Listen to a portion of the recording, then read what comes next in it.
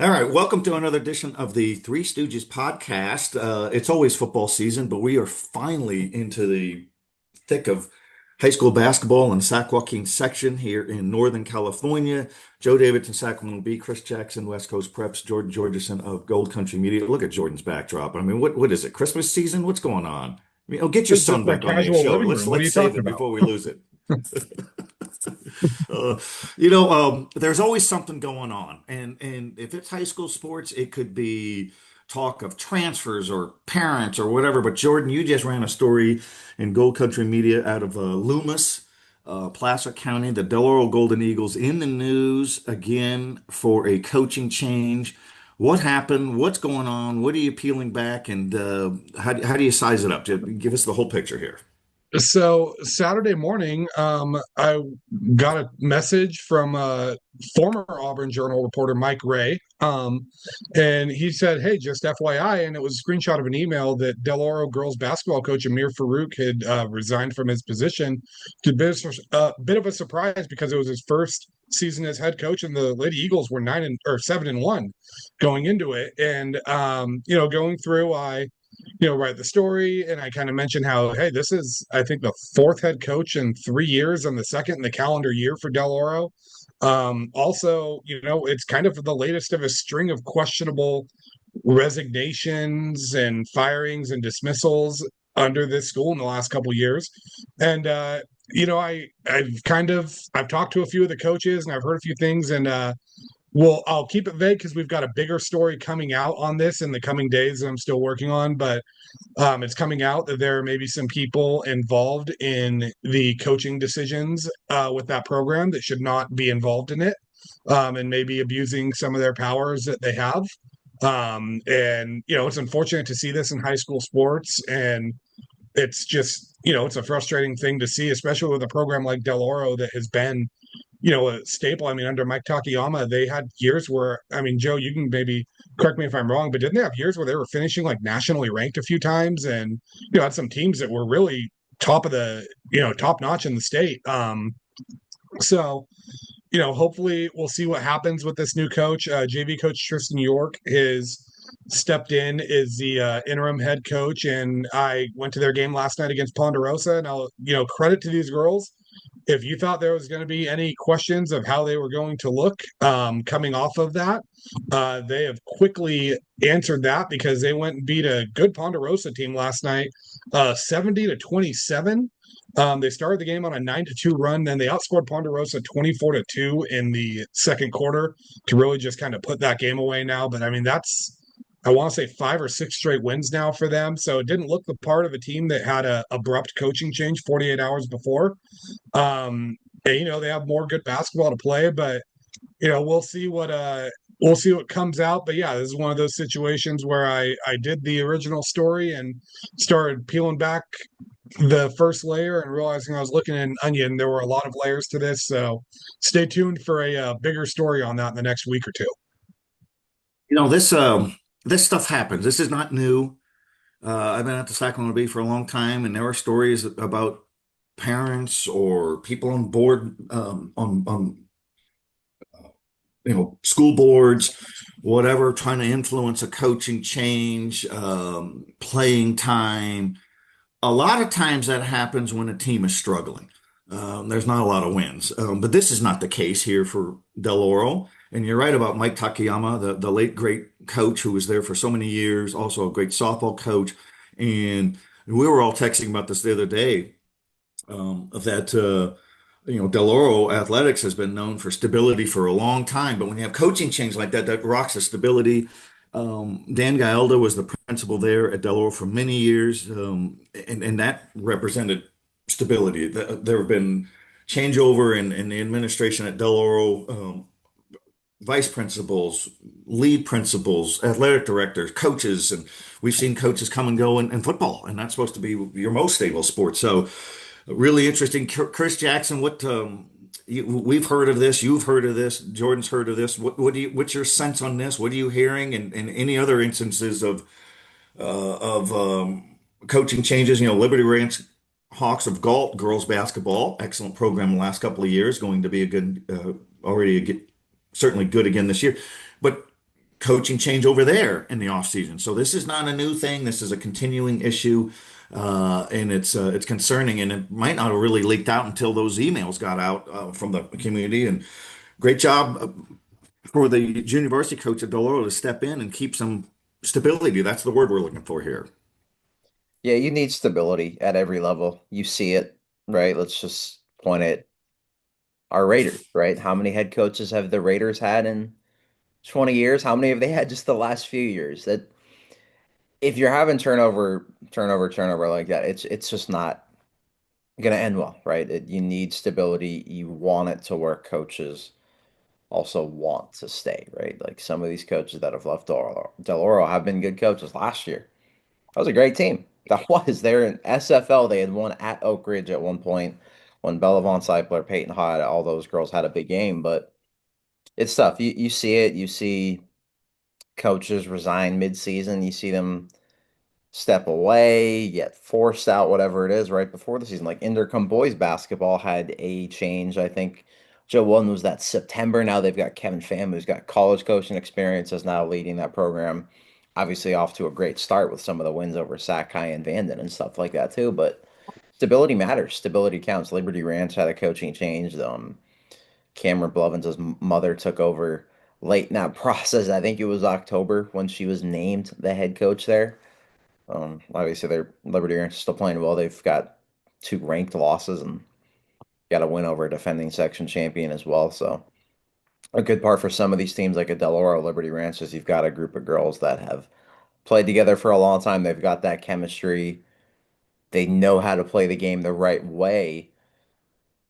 But everybody wants stability at the top. You want stability with your boss. You want stability with your coworkers. You want stability with your head coach. You want stability with your administration as well. You don't want head coaches cycling in and out every single year like Del Oro's unfortunately had with girls basketball. And Joe, you mentioned how big that stability is. If you look at top schools, top programs, what have they had is stability.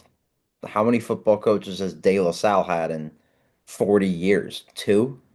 How many head coaches has Sarah football had in 20 years? One. How many head coaches has Folsom football had in 15 years? A couple, right? Look at how they've all done it. Two of them left because they moved on to the college level. Like that's pretty good. That's the stability you want. You want coaches, you want employees, whoever it is, you want them to leave because they've got a better gig, a better job, hopefully at a bigger school at the next level, whatever it is. You don't want coaches just leaving after you. It's already a tough enough gig. If you look at these coaching stipends, they're not making a lot of money. We're not coaching in Texas. We're not coaching in Georgia. I can show you the coaching stipends out there, and I can compare those to what even the top coaches, the top schools are paying out here. It is slim pickings for that. So to have to deal with some headaches, Jordan's working on that story. He's the one doing a great job on that. It's just unfortunate that people will have to deal with that and deal with repercussions, and then it's the kids that suffer ultimately, and that's the worst part of it, right? It's about the student athletes, it's about the kids, it's about the next generation, and it's hard to see them have to go through that, go through coaching changes, go through leadership changes. It's hard to build that trust and build that relationship when you don't know who your coach is going to be tomorrow, or who your coach is going to be next month or next year. It also affects the incoming freshmen. And if parents see instability, they'll take their kid somewhere else. And just to refresh, high school kids, incoming freshmen generally can go anywhere they want. And let's not fool ourselves and be naive to the point that we think that parents don't look around. If they have a student athlete, and emphasis on the athlete part, they want to put their child in a good school and a good athletic department. These are red flags. It's really unfortunate. Great point about the kids, the student athletes, and sometimes parents they come through like a storm, and then it blows over, but the damage is done. I remember 15 years ago, 12 years ago or so, it all blurs together now, but Pleasant Grove, out of the Elk Grove Unified boys basketball, they had a player revolt, and they walked out and they said they didn't want to play for this coach, and the parents were behind it and they demanded change. And I forget that coach's name, and he stepped down. and he was a proven championship coach out of the Sac City Unified. And I remember talking to Pete Sacco, the section commissioner then, and he said, I would have kicked them all off the team. And he was on the record. And he goes, this is a bad trend. It hasn't gotten any better. That was an issue decades ago. So really interesting, really strange. Jordan, keep up the good work on that. And these are not the stories we want to do, but they're stories that need to be done. And the outgoing coach, there's no gag order on him. The school district has no authority to gag order him now, because we've all talked about that, where you can't get any answers because nobody's going to say anything. So we'll see how it goes there. But Jordan, let's kick it back on girls basketball in general. We were off the air, and you mentioned some of the teams that are playing well. Our Sacramento Bee preseason #1 team was the McClatchy Lions, defending section champions in Division One, but have some losses there. But drop some teams and some names of note, and then Chris, after that, maybe you could throw in some as well, as we try to size up girls and boys basketball in the Sac Joaquin section. We think football is really good here. We know it is, and so is basketball really good here. Yeah, it's been a very interesting year. I was telling Chris probably last week sometime that this might be the hardest year to rank some teams early on in the season, because it feels like just kind of such a whirlwind right now. We'd all thought Folsom was going to be, good. We knew they lost some, but it felt like they maybe have taken a step back. Antelope coming in 8-1, a solid team, and has looked good so far this season. And then last night, a Colfax team that maybe had taken a step back this year, kind of had a slow start. They hung with them for the first half. Final score ended up being 71-58. But I mean, if you look at what Colfax lost, what they're bringing back, that's a good result for them. They get to play McClatchy tonight. This Antelope team only lost to McClatchy by 3. Has a win over Folsom, has a win over Sheldon, win over Ponderosa. They've looked the part, went over Lincoln of Stockton. So, we have that. Whitney's girls right now, a very young team, but hey, never count out Sydney Gatson as a head coach there. I mean, she's got this team. They're 7-3 right now, even with all that turnover. Lincoln girls, another one you kind of have to look to. Lincoln of Placer County, 7-4 with a new head coach there as well, and losing some talent. And I mean, they had a little spurt where they go up to Placer's tournament, they lose 2 out of 3 there. They opened with a loss against Chico, then losses to Rockland Union Mine. But I mean, since they lost their first 3, they've won 7 of the last 8. Their only other loss was a 1-point loss to Rockland. They beat Whitney in overtime, beat a good Vista Del Lago team. So that's another team that deserves a lot of kudos. We mentioned Del Oro and what they're dealing with. And then I mean, how about Placer girls right now? They're coming in this season, and I think a lot of people thought Rio Linda kind of looked like the favorites in Division 3, and Placer's girls have kind of shown that they need to be in that picture as well. They're 14-2 so far on the year. Their only losses were a 7-point loss to Granite Bay, which head coach Tony Camelucci said he felt like they didn't play their best game. They beat Vista, beat Union Mine, have a win over Colfax, went and won the Harlan Carter, beat Rio Linda, and their only loss is a 4-point loss to Faith Christian. And I was at that game. And let me just say, if the section ever goes to 7-game playoff series, give me that matchup every day of the week. I would be at every single one of those games. That was one of the best games I've watched this year. That's a team that looks scary. They bring back everyone from last season.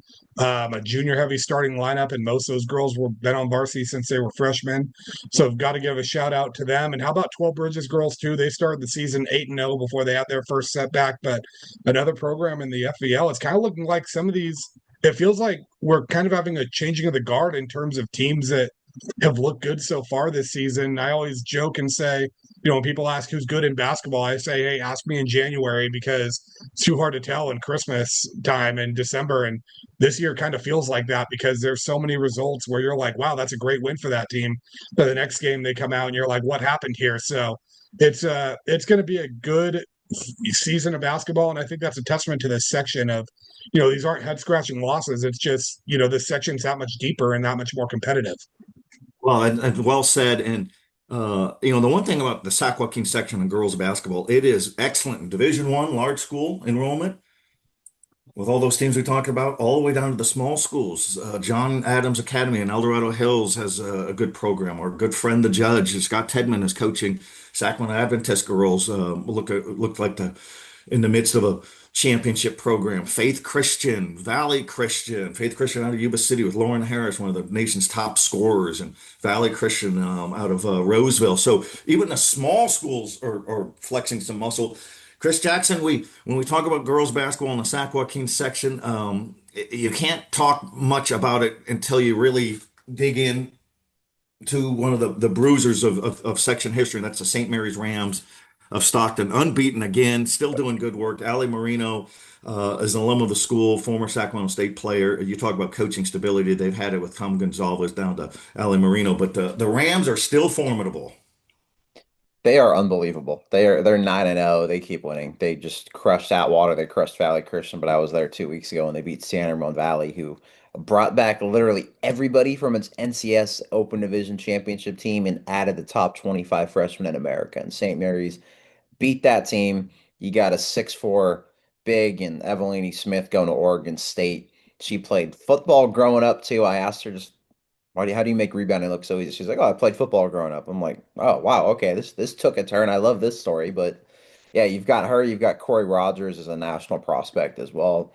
They got some freshmen. Dylan Horton as a freshman and leads this team in scoring. So St. Mary's just a program keeps just churning, churning, churning. They're at the top, but Christian Brothers, led by the great Shannon Foster. They were in the section championship last year, and they are 9-2. Their only two losses came at the Nike Tournament of Champions. And if you're playing at the Nike Tournament of Champions, where powerhouses, nationally ranked teams play, you're doing pretty well. They beat McClatchy, they beat Lincoln of Stockton, El Capitan, Davis, they beat Acalanes. They've got Olivia Novi, who's got 6 offers. Joy Omoshakin's got a UT Santa Cruz offer. Journey Williams, Layla Serrano. They are an excellent team, and they're really playing for their coach, Shannon Foster, who I was at their practice, I think early, middle of last month, and the night before Foster's mother had just passed away, and I know how much that her mother meant to her. So obviously, just hope the Foster family's doing well. I know the family is playing well for and playing so hard for their coach too, as she just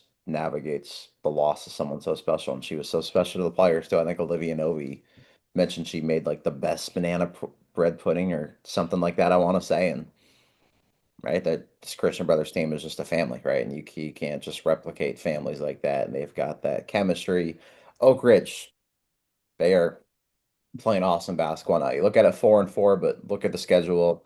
They just beat McClatchy in overtime. I was there on Saturday too, and they beat Atwater 70-28 in the first round of that Trojan toss-up. Leah Harris cannot miss. Scores inside, outside. She had a stretch where she scored 9 straight points with a made three and back-to-back 3-point plays. She is excellent. And then you've got Carondelet transfer and Sophia Ross, who is eligible from the jump, valid change of residence. She's got a UC Riverside offer. She was a state champion at Carondelet, now living in the Sacramento area and doing great stuff there. And Oak Ridge, new head coach, but Steve White is still on staff, and it's looking good there. And there's, Joe, I think you said it best, top to bottom. Big schools, It's small girls. It's excellent. Sac Adventist. Gwen Rosich had 20 steals in one game. How in yeah. the world do you do that? Kyla Friedrich had like 27 points that same game. They're undefeated. John Adams Academy has Elliot Schwartz, Parker Schwartz. Their father is the head coach. Nadeja Boland's playing really well. Valley Christian's been a good program. At the top, right there is Faith Christian, who's only got one loss, but she goes a great program. They've beat Placer. Lauren Harris is a player of the year. Presley Berry signed to the next level. Sheldon's girls are really off to a great start. They had one Sac Adventist tournament last year, beating Liberty Ranch. Most of those girls are back. They've got back Sanaya Wiley, Brooklyn Kimmons are both sophomores. They beat West Campus. They beat Liberty Ranch. West Campus has beat Liberty Ranch, and Liberty Ranch has a win over Bret Hart, who's the defending section champion. And we all know about how great Haley Smith is, and she was recently offered by Stanislaus State. And they've got Cameron Blevins, a terrific junior point guard who was one of the key cogs of that section title run last year too. So big, small, that the sections really got it. I think that's something I also love about our playoff system in this section too, is it gives all these schools in each division a chance to win. Because if we just did it like the NCSCCS Southern section, we're just ranking these teams, and who knows where that seeding goes. But you've got it to where you're in your appropriate division, and Liberty Ranch is in D4, Faith Christian, right? You've got these schools D5, D6, and You get great playoff matchups, great championship matchups there too, and these teams really get to showcase what they're all about. And football was a crazy time, and basketball is sure living up to that just a month into the season too, where it's as unpredictable as heck maybe it's been in years. Well, and it's all good. And then, we talk about stability. And Jordan, you mentioned Sydney Gatson just a moment ago. She's the terrific girls basketball coach at Whitney High in Rockland and Placer County. And I remember 2 or 3 years ago, Whitney won a section championship, their big breakthrough. And she was emotional at Golden One when section assistant commissioner Jason Feuerbach presented her with the banner. And he was the athletic director at Whitney when she was under siege, under attack by parents, and did not want to continue. And he said, hang in there. And she hung in there. And so, what does that provide? Stability. And the irked parents come and go. These coaches, you guys have touched on it. They don't make much money. A lot of them aren't teachers on campus. This is a passion for them. Basketball helped change their lives, mold their lives, and they're at these year-to-year at-will contracts, so they could be cut loose at any time, or they'll resign at any time if under an avalanche of pressure. But it's just not worth the headaches and grief. But talking about coaching stability, we Antelope, the Titans, Sean Chambers, longtime coach there, Jeff Oda at McClatchy, former player there, boy star, and Jessica Kunasaki's on that staff. 10 years ago, she won a state championship. So there's coaching stability there. Coach Foster, you mentioned her, great family at Christian Brothers. Tony Camalucci, long time at Placer. Just stability everywhere we go. And right on down the pike, Brianna Dulgar is the new coach at Oak Ridge, former player, Steve White being an assistant. Steve White will find that the best gig in coaching is the assistant coaching gig. No parents are complaining to him anymore. And parents would complain to him over the years, even though they were top of the hill in El Dorado Hills. So it happens. But Jordan, let's size up some of the guys. Who are some of the teams of note for the boys? Our Sacramento Bee rankings last week, we had the Sheldon Huskies of the Elk Grove Unified top ranked, all subject to change. Certainly Franklin Wildcats and Elk Grove Unified as well. But what are you seeing from what you've seen so far, Jordan, and how have you ranked some of these teams in the section? I mean, I remember texting Chris when I made our Gold Country top 10. I said, is it crazy to have Placer's boys at number 2? They bring back all 5 starters from the year before, their top 9 players from the year before. Head coach Nate Sweezy, he's in his 3rd season as head coach there, but talk about stability. He was an assistant for a long time under Mark Lee, who was the head of that program for 3 decades. It's crazy to think this Placer team has not made it to Golden One Center in, I think, 8 or 9 years with some of the talent they've had come through here. But I don't know if there's a team that has a better resume so far through the early stages of the season than Placer. They're 11-1 on the season. They have a 12-point win over Chico, a 40-point win over Lincoln. They go through, they win the Harlan Carter up in Reading, which is against pretty much the top northern section talent. They beat Granite Bay at home. They beat Del Oro by 8. They go on the road to beat Natomas, go on the road to beat Antelope. Their only loss on the year is a 9-point loss to Dublin in the championship of the Dublin Holiday Classic this last Saturday. Cannon Rector is looking like one of the best guards in the section. He had a school record 15 assists in a single game against Homestead on Thursday night, and he only played 3 quarters in that game. Emmett Rose is basically the high school version of Steph Curry. I think I'm surprised when the ball doesn't go in when he shoots it, and he can hit it from basically anywhere. And I think what makes him so scary, Chris, you've seen it too, he can start hitting from inside now too, and he's got some defense. He can shoot from anywhere on the court. So they're playing Rockland tonight in a game I'm going to check out, defending D2 section champs. And how about them? I mean, new head coach and Jeff Harder, again, though, stability, someone that's been on the staff under Steve Taylor. And he's a guy that I think is, when he took that job, he planned to be there for a long time.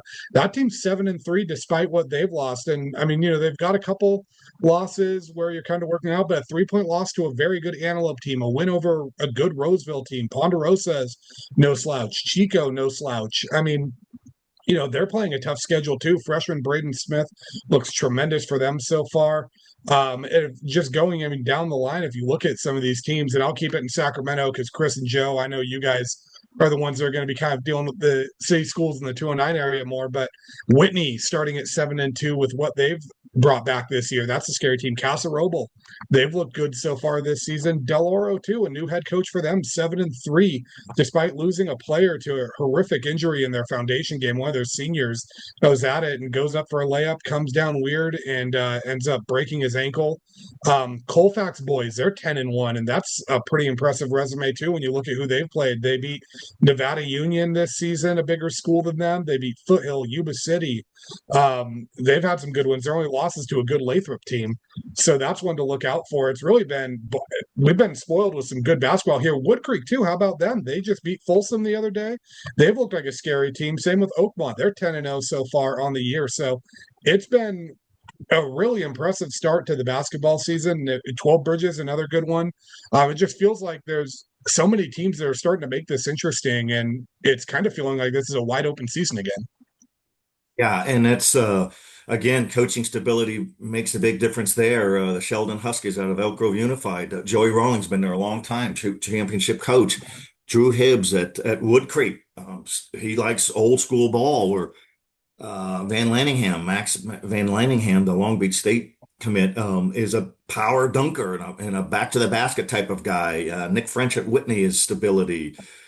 Destiny Christian off to a good start. Casa Roble won a section championship last season. A lot of coaching stability and experience there. And Chris Jackson, what the Sheldon Huskies have one loss or just to Bakersfield Christian in the Mission Prep tournament down to San Luis Obispo, but that looks like a team to look for again in Division One. Same with Franklin. You were at Franklin. Ken Manfredi, we talk about stability and excellence in coaching. There he is. But Franklin has a guard, a 4-year starter who you have reported on. I've reported on. Jordan has heard about him as well. But who is their anchor? And he's an example of how hard it is to get scholarship offers because this kid looks like the real deal and has been the real deal for a long time. Yeah, Aiden Rollins. He's got a couple of offers recently. He just got a Cal Poly offer, is what he said in an interview last week. But this kid is, I mean, if you just think of high school basketball at its finest, it's Aiden Rollins. He always wanted to go to Franklin. He wanted to play there. He's known Manfredi for a long time. 4-year varsity guy. Now their all-time leading scorer, Franklin, off to an excellent start. There's nothing that Rollins can't do.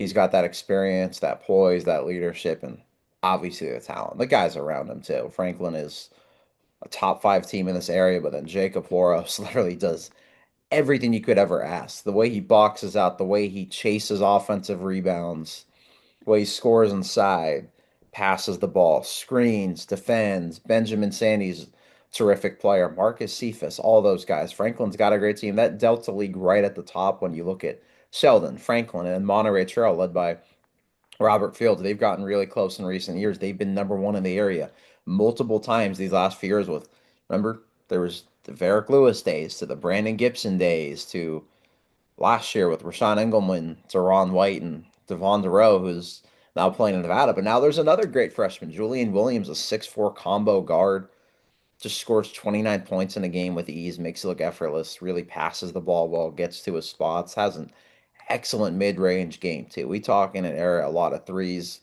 No, this kid gets to his spots everywhere. Think of a guy.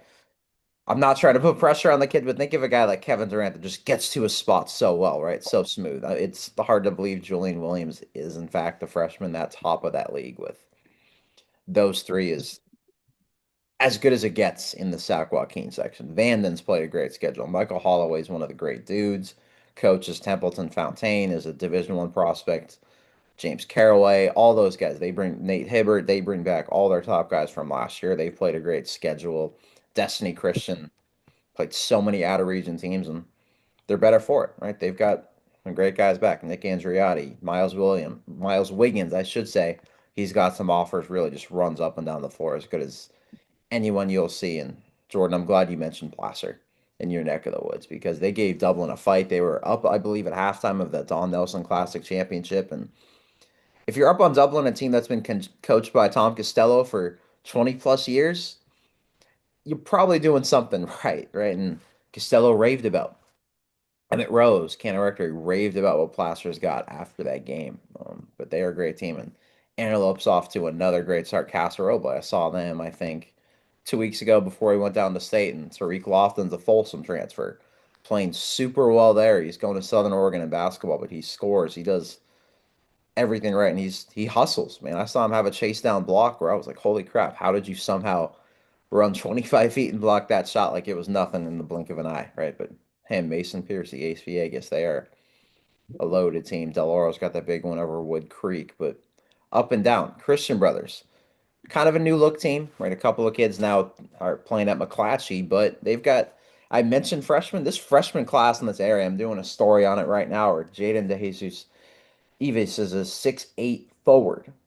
You just get a double double with ease, but the way he scores, his feel for the game, he's really just beefing himself up in the weight room too. It's crazy to think he's a freshman out there, but at him, they've got one of the fastest guards in the area, Joaquin Lucero Madison. Their head coach, Jermaine Brown, is still out there coaching, man. Pretty incredible, right? With multiple strokes he suffered. He had one in February after that section semifinals game, and he was there coaching, living it up, coaching against his mentor from Burbank, right? The great Lindsey Farrell, who is one of the best coaches in the area. And Jermaine Brown's still out there coaching, doing his thing.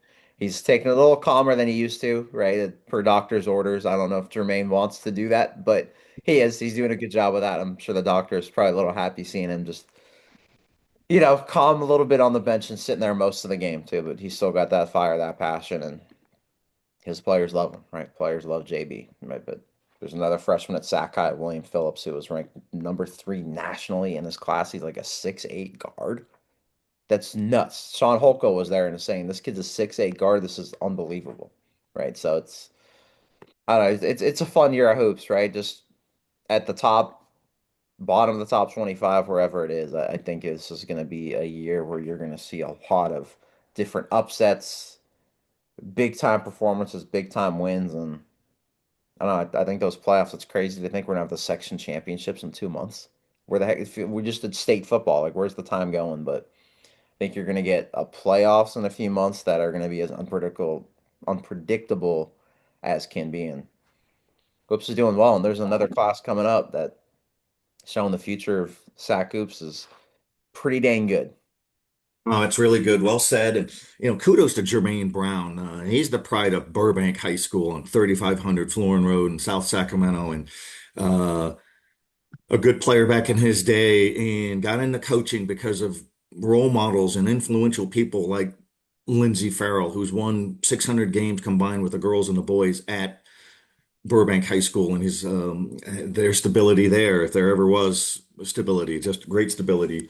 Um, Remarkable, all these freshmen. And let's just hope these guys stay. You don't have to bounce to a different state or a different section to be seen.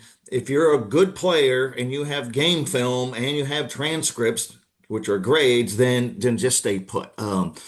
We've talked about this, guys. Where anymore we see an exceptional freshman, we automatically think, how long before the prep schools start tugging at him? And before the prep schools and their coaches and that arrogance and obnoxiousness where they're going to reach out to the parents and say, we could develop and we could now.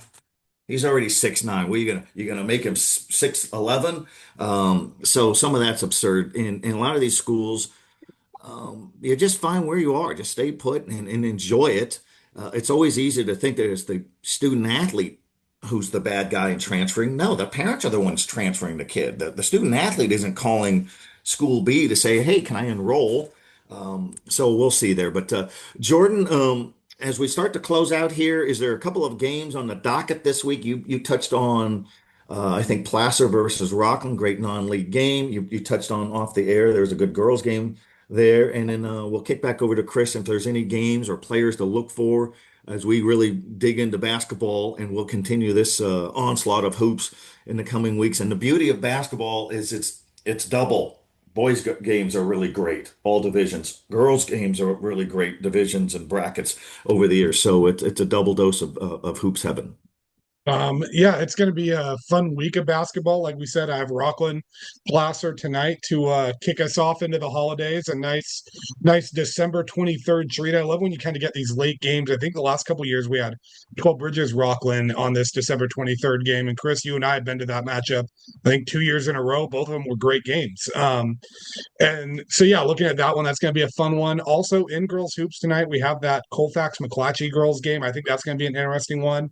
Got some interesting ones coming up right after Christmas. One that I have my eye on, just as much for the matchup as it is for some other implications, but Del Oro girls playing against Antelope. A big reason for that is Antelope assistant coach MJ Massey's used to coach at Del Oro. So I'm interested to see how that chess match kind of goes with her knowing these players, having coached them last season, and kind of how that goes. I think it's a good measuring stick game for the Del Oro girls that have looked good so far this year, but kind of this is one of those tests of, okay, how good are you now? So that's one that really sticks out. And then, I mean, we can't mention some of these winter tournaments without talking about what I consider kind of the granddaddy of all of them, what the purest form of high school basketball is in the area. That's the Kendall Arnett tournament up at Placer. If do us a favor, if you haven't been to that tournament yet, it's December 29th to 31st. Go check out that gym. That is their version of a homecoming football game there. I mean, and they have great football tradition at that school, but I think if you ask Placer fans if they would rather win a section title or win the Kendall Arnett, I think most coaches and players would say a section title. I think there's some fans that might say they'd rather win the Kendall. It's a big deal. They do their senior night on the first night. Everyone's home for Christmas, so everyone goes there. Those stands are packed and it is rocking. It feels like a playoff atmosphere there. And you get some great local talent. It's a good field this year. You have a good Placer team. Amador, who's taken a step up. Del Oro, who we mentioned. Colfax, who we mentioned. Del Campo is always scary. Rio Americano. I mean, we didn't even speak on them. That's a team that's typically scary. It's a good field this year. It's going to be some good matchups. Nevada Union's another program that's always scary. Go check that tournament out if you haven't seen it yet. I'm going to be there. And then, hey, when we come back, league play is starting, and we're hitting the ground running. Oh, that's good stuff. And the Kendall Arnett, I think you've also mentioned, has got great hospitality. That's important. We appreciate that. And it is an all-time great gym. The McClatchy Lions and the Sac City Unified also have a cool gym. We'll have a segment in the coming weeks on who are the great venues, who have the great venues and some history and all of those. And Chris Jackson dropped some names, some games this week, things that are on your radar or should be on radar for anybody who's out there looking to check out some high school hoops. We've got the Trojan Toss-Up Championship tonight where Oak Ridge plays Antelope at 8 p.m. at Oak Ridge, which that's a top five battle if you want to watch great girls hoops. There's your game right there, right? And instead of watching the Kings, go there. Highly recommend that. I think you'll get much better basketball too. I'm sorry, Kings fans, but got to throw a little shot in there. I know I'm wearing a Kings hoodie there too, but I'm just someone's got to say it. But seriously, that's a really good game. You want to watch great coaching, great players. You want to watch Oak Ridge's new Division One talent, Sophia Ross. You want to watch Leah Harris and those girls. You will not be disappointed. You got the West Coast Jamborees coming up this weekend. A lot of great girls teams are down there. I know Sac Adventist and Grant are in the same bracket. You've got Cosumnes Oaks plays Liberty Ranch in the first round this weekend too. It's cool how that kind of gets set up. So I think I might head down to that. But the Kendall Arnett, that's the big one. There's a lot of teams that go down to Palm Springs, LA, San Diego for holiday tournaments. There's a good one right up here too. The Kendall Arnett, you can't beat it. The band is there. That place is jam packed. Jordan, I think both you and I have those photos and remember when Emmett Rose and Cannon Rector won that last year and they were just running with the trophy, just smiling. They had their medals in their mouth, just smiling like little kids on Christmas, right? Kind of getting that trophy and that title. And the student section was going crazy. That's the big one. That championship is New Year's Eve, but I think it's at 5 p.m. So you got plenty of time. Go to that game. Go pick up a dinner. Do whatever you got to do for New Year's, but you can't start off for New Year better than that. And watching Placer, Del Oro, Rio, Colfax, really well coached program as well too. That a lot of different teams you want to check out, and then league play starts really, really soon, which is crazy to think. We'll have the Holy Hoops battle that's going to be back at Golden One between Christian Brothers and Jesuit. All these big Delta League tilts, SFL, PVL, FEL. I think there's too many games on the calendar that I'm excited for right now. Well, that's just good stuff. And again, to reiterate, high school basketball in this region forever has been really strong, large enrollment, down to the small, down to the really small. We applaud the coaches, we applaud the student athletes. I applaud you guys. Jordan, I don't want to tell you what to do in your house, but maybe you need to stoke that fire. It looks a little stationary there. It Yeah, almost looks like it's not real. I don't, I'm that's the new. confused. I keep looking at it. It's the new trend. It's stationary fires. I mean, I don't know how you guys don't know this. I thought we were all hip. We were with the times. Stationary fires. It's cold. It's winter time. You got to keep myself warm. You can tell it's still dark out too. I mean, God, this fog has been brutal. I don't know why the sun hasn't hit Lincoln yet, but here we are. So That's good stuff. And hey, if you're a fan of high school sports like we are, we certainly encourage everybody out there to pass the word. We're doing this podcast so people can learn about this region. We're all easy to find on social media. Uh, Merry Christmas to everybody. Merry Christmas to you guys, my friends.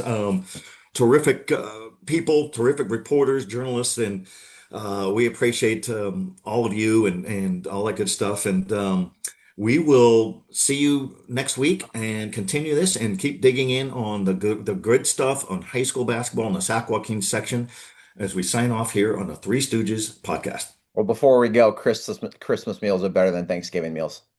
We got to end with that, right? It's not even close. Christmas is better than Thanksgiving. That debate is over. Yeah, it's ridiculous. Punctuated. yeah, Yeah, Done. that's it. There we go. yep, And I'm with you. Prime rib beats turkey by a mile. Even ham beats turkey by a mile. Whatever you have, it beats turkey. Yes. Yes. it is. And we almost feel ripped off here. Jordan didn't bring his son in because that's kind of the usually does it after we sign off, or maybe at the very end. No, I think it's been at the very end, but I think your son is probably wondering where his airtime is. He might be in a funk today now. Yeah, the makeup artist was running late this morning. It's his sister who's home from preschool for the or from daycare for the winter break. So she's, being a tyrant over the household. We've watched The Grinch about 80 times so far in the last 3 or 4 days. She's asked every day if we can open presents. And you know what? The best part of having a toddler, every 5 minutes, I get a reminder of where the elf on the shelf was yesterday and where he is today. Well, and I think with your little toddler, who's adorable, by the way, so the reputation is not warranted when you call her a tyrant, but understandable.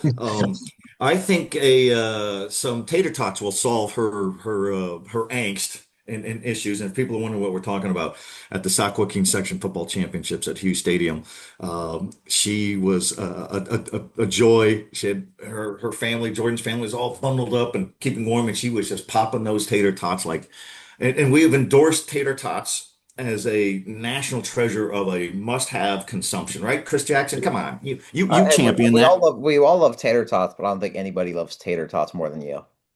I'm a tater tot believer, but we will sign off on that, guys. Everybody, happy holidays. Be safe out there. See you soon.